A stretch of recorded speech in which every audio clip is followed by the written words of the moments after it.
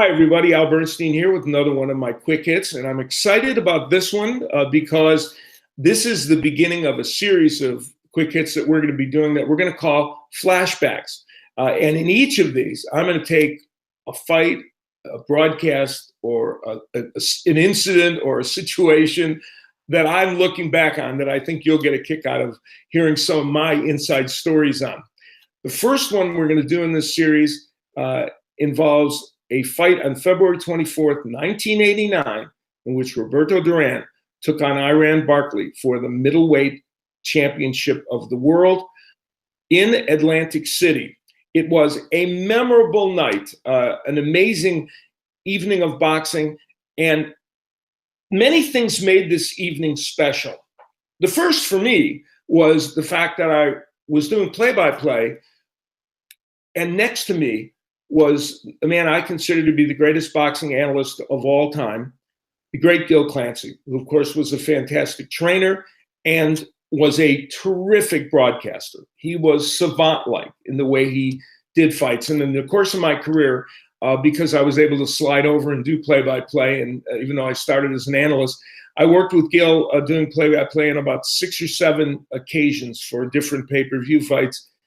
Every time, it was a complete joy. And on this particular night, it was really special, as we'll get into in a moment, because of the way he called the Barkley-Duran fight with me. And it made it very, very special. The other thing about this fight that was interesting is that in February, on that night, and we had a blizzard in Atlantic City. When I say blizzard, I mean a full-on blizzard. The only reason I think I was able to get to the fight is we were staying at a hotel just down the street, the boardwalk from the location of the fight, and we were walked over. Even that was a struggle.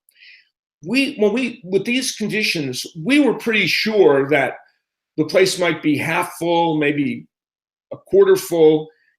And as we're going through the undercard, doing the pay-per-view, we see people coming to the fights, and seats are being filled up. And pretty soon, we're close to the main event, and every seat is filled. That looked like a miracle to us. And it kind of set the tone for what was going to be an extraordinary evening. Now, as for this fight, as these two men got together to announce it, it was intriguing because Duran-Barkley, at age 27, a very, very good fighter, a terrific fighter who had won the Middleweight Championship, putting it on the line against veteran Roberto Duran. And remember, Duran was 37 years of age at this point and had already fallen, gotten up again in his career. He did not look like a man who could, at this point, move up to middleweight, 160 pounds, again, as he had done years ago against Marvin Hagler. Did not look like he could possibly get up to that weight and be a viable challenger against a young champion who was coming into his prime, Duran-Barkley. But he was, in fact, that man. During the course of this fight, it was tremendous action. Duran able to work his magic on the inside, even against a bigger man, landing good uppercuts, and landing effectively during many of the early and middle rounds. But Duran-Barkley was also fighting a great fight. He was fighting what I thought was one of the best fights of his career. And these rounds were pretty close. It looked like Duran-Barkley was building up what might be a lead for him, and probably was ahead on the judges' scorecards by a little bit. Then, in the 11th round, Roberto Duran did what nobody thought he could possibly do. Late in the fight, no less, at age 37, knocked down Duran-Barkley. And that's exactly what he did. And probably the 2-point round that he got there was the difference in him getting a very close decision against Duran-Barkley. It was a miraculous fight for Duran at age 37.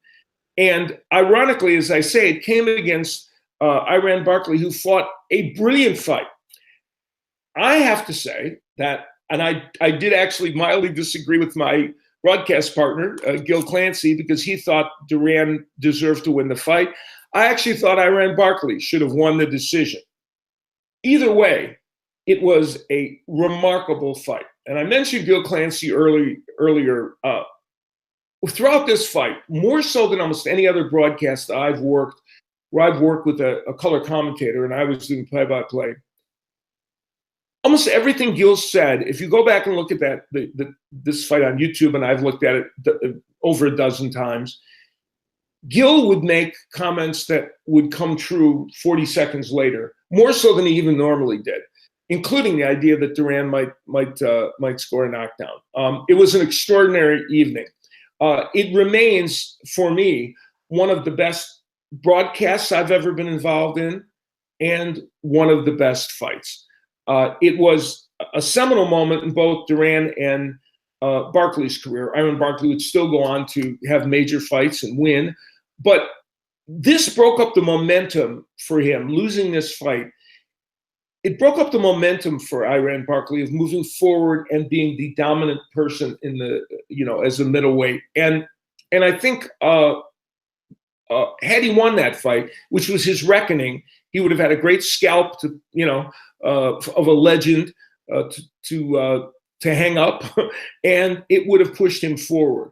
For Roberto Duran, it made it possible for him to fight on well past that age. Again, he did an amazing thing at a higher age, which no one thought he could do.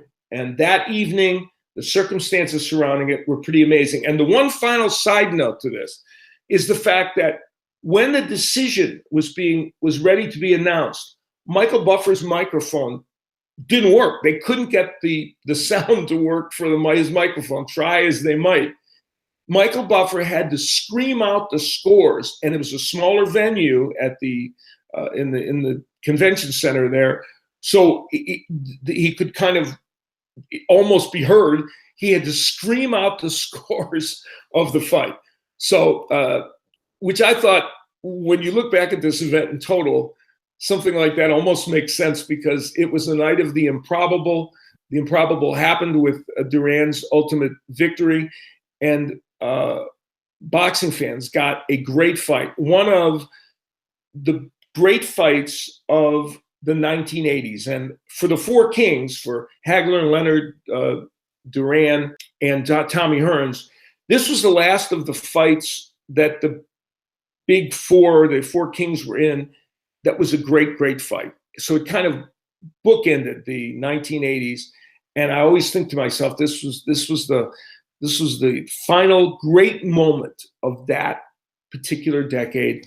I was privileged to be a part of that broadcast and be there for it. And it was an amazing battle. So that's our flashback for today, and we'll have others in the future.